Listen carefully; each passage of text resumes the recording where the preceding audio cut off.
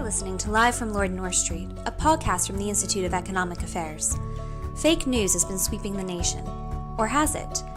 I'm Kate Andrews, news editor at the IEA, and today I'm joined by our head of education, Dr. Steve Davies. Unlike what many in the media say, fake news is nothing new. In fact, trawling through history, we see that fake news has been around in innumerable ways, shapes, and forms for centuries. What's more, there's no one kind of fake news. Steve and I examine some of the major distinctions between them, particularly in regards to motivation and intent. Finally, we examine how to spot fake news and what we can all do to halt the dissemination and create a higher standard of debate. If you like what you hear, be sure to subscribe to our iTunes channel, IEA Conversations. Steve, fake news is in the news constantly, not just literal fake news, but the talk of fake news, accusations of fake news. Everything is fake news, or the topic is always fake news. What is it, and does it matter? Yes, indeed. You're absolutely right to say that this is a major topic of discussion. And I think that quite aside from the kind of usual political name-calling, where it's just become the latest way of saying that what your opponent says is not true, kind of like a trendy way of saying that, there is a quite widespread and genuine concern, which I think is not confined to any one part of the political spectrum, that standards of truth, if you will, the very idea of truth in public debate has been undermined.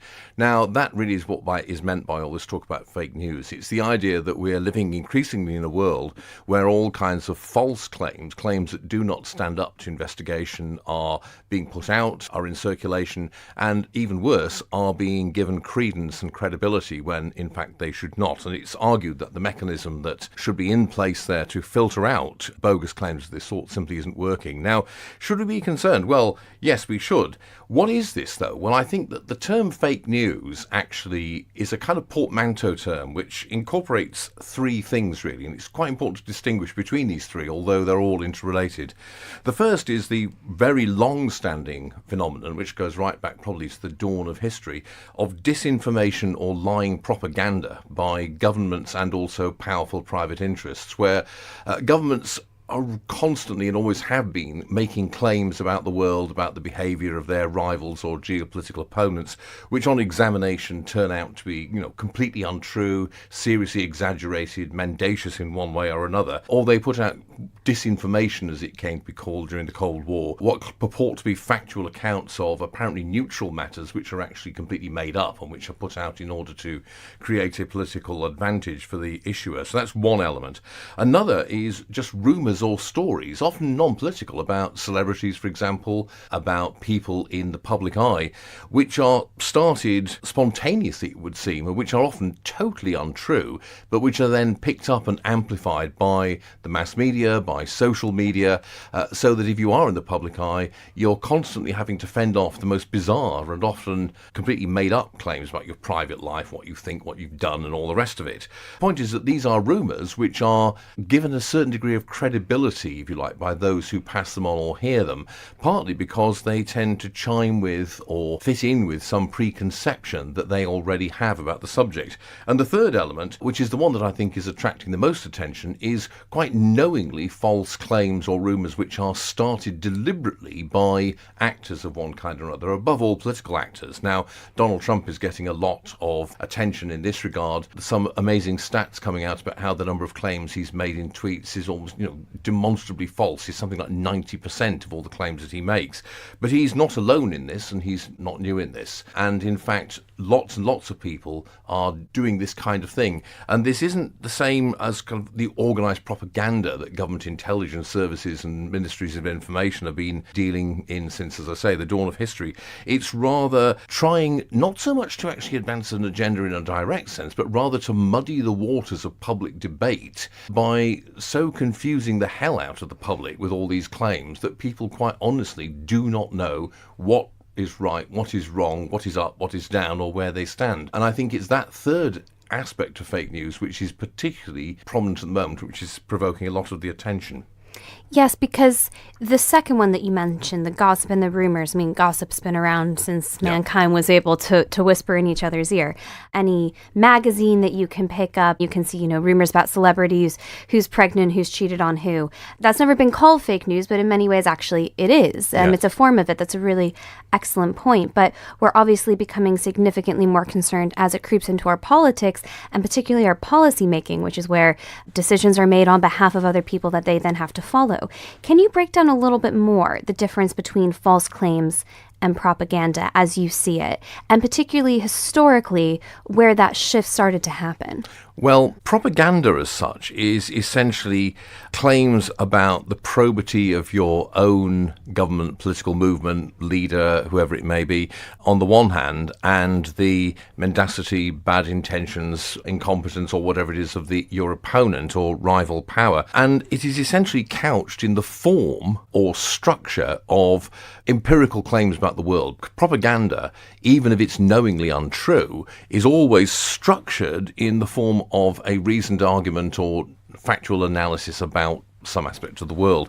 Now, what we're dealing with here is, in some ways, the kind of extension of, as you say, the human universal of rumours and gossip to politics, and deliberately starting rumours and claims about people which are designed not so much to be taken seriously as to simply, as I say, obscure and muddy the waters of political debate. I think that it's worth pointing out that, in one sense, there is nothing new in this either. This has been around for a long time. So, for example, in the 17th century in England, you had something known as the Popish Plot, which was when a number of political actors, notably the Earl of Shaftesbury, Anthony Ashley Cooper, deliberately started, using a catspaw, a charlatan and rogue called Titus Oates, a series of wild rumours about a plot to kill the king and replace him with his Catholic brother, the Duke of York, later James II.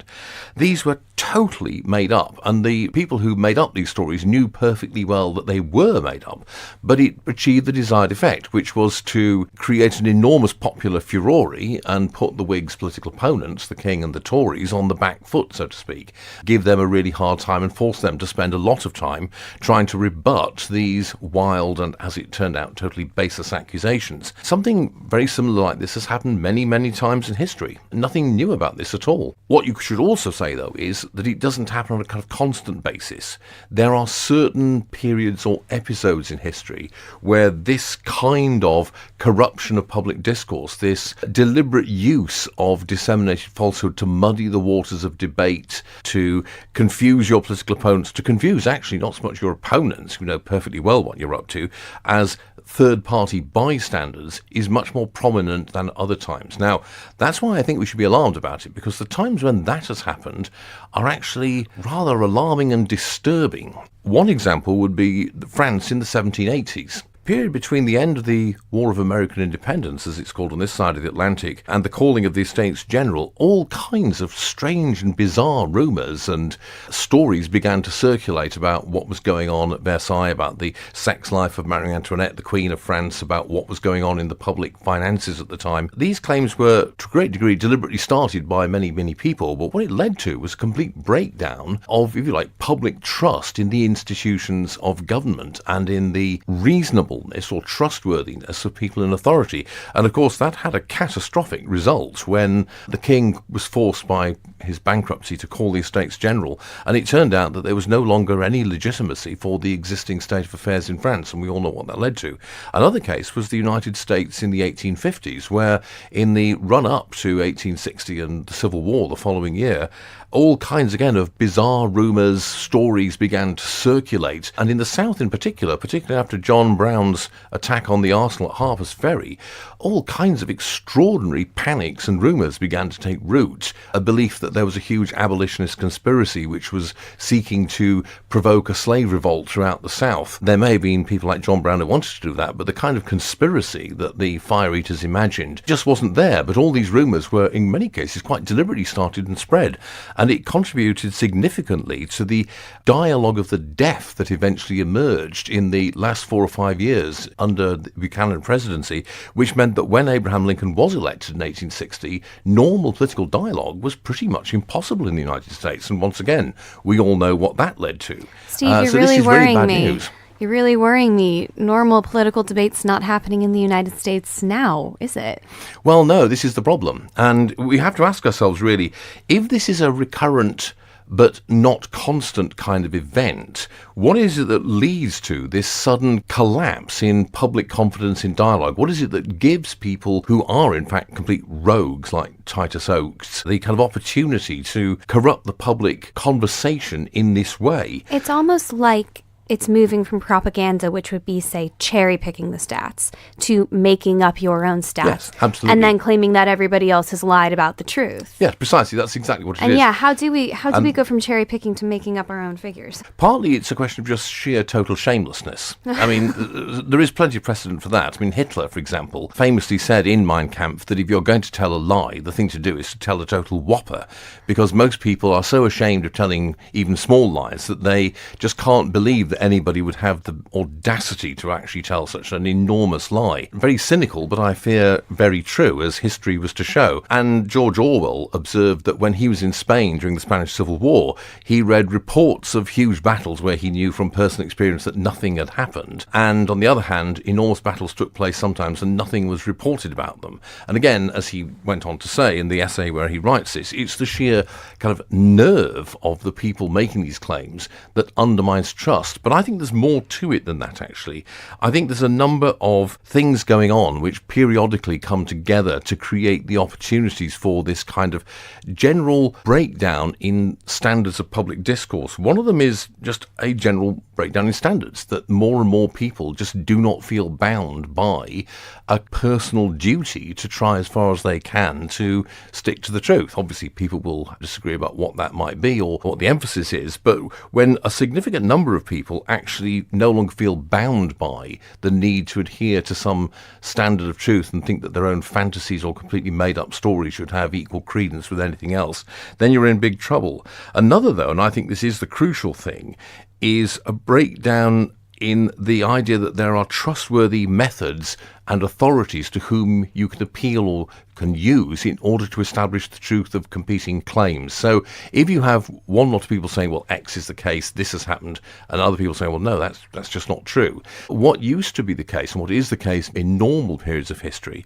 is that there is some yardstick or standard that's generally agreed to be the means by which you settle these competing claims. And typically the person who's been shown to make the false claim is then held up to ridicule and obloquy. The problem is that periodically that breaks down. The standard itself becomes seen to be partial, no longer neutral, something that both sides of an argument will accept. Now, I think there's a number of reasons for this, and one of them, which it sounds very trivial, but I think is actually profoundly significant, is the way in which the standards of objective science and scientific inquiry have been undermined by the way that most people come into contact with them. The way most people come into contact these days with scientific claims about what is actually going on in the world, what is happening, is in connection with mundane things like diet. And over the last 20 years, people have been fed constant stories about how, quote, science shows, unquote, that this, that, or the other kind of diet is going to give you cancer, make you put on weight, lose your mind. And the public health bodies change their mind all the time. Constantly. Fat's bad for you, carbs are bad for you, oh no, fat's good for you, eat lots of eggs. I mean, it's ridiculous. No, I remember the British Milk Marketing Board having campaigns about how you should drink a pint of full-fat milk a day, and now that's the kind of thing you're told you shouldn't do under any circumstances. So the point is, what the public has concluded from this is that, in fact, it's all just a matter of opinion, that there is no objective authority behind any of these claims. And this, I think, along with a number of other factors, has led to a general loss of faith in the very idea of objective claims about the world, or a way of establishing which claim about the world has more reality. And this is, finally, it's related to the corruption of language, so that words increasingly do not have commonly understood or shared meanings, so that people can have this bizarre conversation with each other, which is not really a conversation, in which neither side really knows what the other side is talking about, simply because there isn't increasingly a common or shared vocabulary that they can use. Also, there's a problem that increasingly the words used, above all by people in public life, are seen by the general public to not actually correspond to reality or to conform to what they actually experience. And is that an issue of the words being jargon jargony and too technical, or Partly. is it genuinely just that words being used by some groups are not the words that would be used by other groups to describe a situation? Well, it's partly the use of jargon, the use of language which is designed to obfuscate and obscure rather than to actually clarify, which is also very often designed to give the person who uses those words a kind of special privileged status and to claim that they have an expertise Well, right and now in knowledge. the UK, we're actually having a debate about the customs union versus a customs union. And I do appreciate that there might be a difference, but I think to average voters, especially those who took Yes. part in the referendum, I mean, this is meaningless. Yes, indeed. Also, I think too many politicians who, until very recently, have tended to use the language of highly specific and esoteric expertise rather than trying to do what their job is, which is to explain to the public in plain language which everyone can understand what the issues are and what they think the appropriate position to take is in it. And they shouldn't then be surprised if, in fact, they discover that there is no longer a vocabulary that is widely accepted for conversations. One of the things I would say is that, again, shows you there's nothing new under the sun.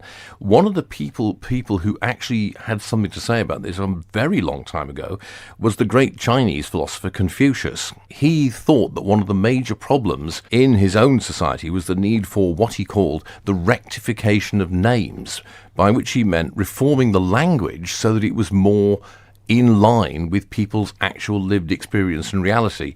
He says, "A superior man, in regard to what he does not know, shows a cautious reserve. If names be not correct, language is not in accordance with the truth of things. If language not be in accordance with the truth of things, affairs cannot be carried on to success. When affairs cannot be carried on to success, culture does not flourish. When proprieties in music do not flourish, punishments will not be properly awarded.